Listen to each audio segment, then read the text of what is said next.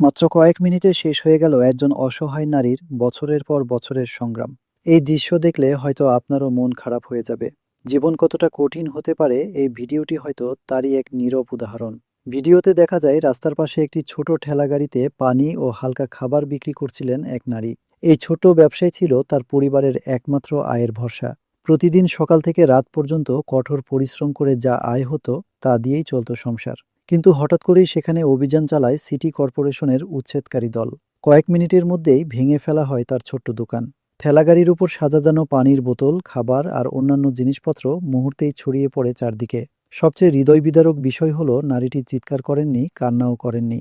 তিনি শুধু নীরবে দাঁড়িয়ে নিজের চোখের সামনে বছরের পর বছরের পরিশ্রম ভেঙে যেতে দেখছিলেন।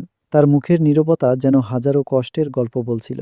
অনেকেই বলছেন অবৈধ দখলমুক্ত করা অবশ্যই প্রয়োজন, তবে যাদের জীবিকা এই ছোট্ট ব্যবসার ওপর নির্ভর করে তাদের জন্য মানবিক কোনো বিকল্প ব্যবস্থা থাকাও জরুরি। এই ভিডিওটি আমাদের মনে করিয়ে দেয় একটি ছোট দোকান হয়তো কারো কাছে তেমন কিছু নয়, কিন্তু কারো কাছে সেটি পুরো পরিবারের স্বপ্ন, বেঁচে থাকার শেষ অবলম্বন। আপনার মতে এমন পরিস্থিতিতে ক্ষুদ্র ব্যবসায়ীদের জন্য কি আগে বিকল্প ব্যবস্থা করা উচিত? আপনার মতামত কমেন্টে জানাতে ভুলবেন না।